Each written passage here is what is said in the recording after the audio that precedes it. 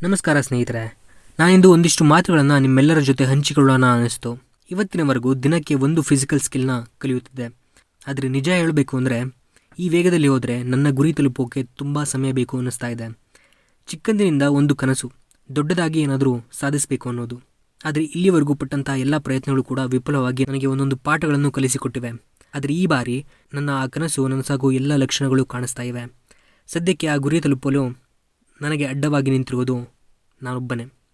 ಇಂದಿನಿಂದ ಹಾಗಾಗುವುದಿಲ್ಲ.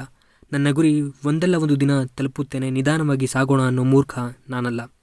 ನನ್ನ ಗುರಿ ತಲುಪಲು ಇದು ಸರಿಯಾದ ಸಮಯ. ಇಲ್ಲವಾದರೆ ಜೀವನ ಪೂರ್ತಿ ಪಶ್ಚಾತ್ತಾಪ ಪಡುವುದಂತೂ ಸತ್ಯ. ಆದ್ದರಿಂದ ಇಂದಿನಿಂದ ನಾನು ಒಂದು ಕೌಶಲ್ಯವಲ್ಲ, ನನಗೆ ಸಾಧ್ಯವಾದಷ್ಟು ಹೆಚ್ಚು ಕೌಶಲ್ಯಗಳನ್ನು ಕಲಿಯುತ್ತೇನೆ.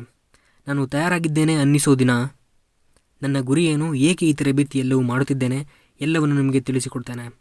ಇಂದು ನನ್ನ ತರಬೇತಿಯ 10ನೇ ದಿನ. ಇವತ್ತಿನ ಪ್ರಯತ್ನ ಏನೆಂದರೆ ನನ್ನ ಕಣ್ಣುಗಳನ್ನು ಮುಚ್ಚಿ ಕಳೆದ 9 ದಿನಗಳಲ್ಲಿ ನಾನು ಕಲಿತಂತಹ ವಿದ್ಯೆಗಳನ್ನು ಅಭ್ಯಾಸ ಮಾಡುವುದು. ಇದರ ಮೂಲಕ ನನ್ನ ಜ್ಞಾಪಕ ಶಕ್ತಿ, ದೇಹದ ನಿಯಂತ್ರಣ ಮತ್ತು ಮನಸ್ಸಿನ ಶಕ್ತಿಯನ್ನು ಪರೀಕ್ಷೆ ಮಾಡುವುದು. ಈ ಸಮಯದಲ್ಲಿ ನನ್ನ ಮನಸ್ಸಿನಲ್ಲಿ ಬಂದ ವಾಕ್ಯ, ಆತ್ಮವಿಶ್ವಾಸವಿದ್ದರೆ ಅಂಧಕಾರದಲ್ಲೂ ದಾರಿ ಕಾಣಬಹುದು. ಆದರೆ ಅದೇನಾದರೂ ಸತ್ಯ, ಏಕೆಂದರೆ ಈ ಪ್ರಯತ್ನ ನನಗೆ ನನ್ನ ಒಳಗಿನ ಬೆಳಕನ್ನು ತೋರಿಸಿದೆ. ಇನ್ನೊಂದು ಮುಖ್ಯ ಸಂಗತಿ, ಇವತ್ತಿಗೆ ನಾನು 30 ದಿನ 100 ಸಿಟಪ್ಸ್ ಮಾಡುವ ಚಾಲೆಂಜ್ ಪೂರೈಸಿದ ದಿನ. ಈಗ ಸಮಯ ಬಂದಿದೆ ಫಲಿತಾಂಶ ತೋರಿಸೋಕೆ. ಇದು ನನ್ನ ಗುರಿಯ ಪ್ರಾರಂಭ ಮಾತ್ರ. ಇನ್ನೂ ದೂರ ಹೋಗಬೇಕಿದೆ. ನೀವು ನನಗೆ ಇದುವರೆಗೂ ತೋರಿಸಿದ ಪ್ರೀತಿ ಮತ್ತು ಬೆಂಬಲಕ್ಕೆ ನಾನು ತುಂಬು ಹೃದಯದಿಂದ ಧನ್ಯವಾದ ಹೇಳುತ್ತೇನೆ. ನಾನು ನನ್ನ ಪ್ರಯತ್ನವನ್ನು ನಿಷ್ಠೆಯಿಂದ ಮುಂದುವರಿಸುತ್ತೇನೆ.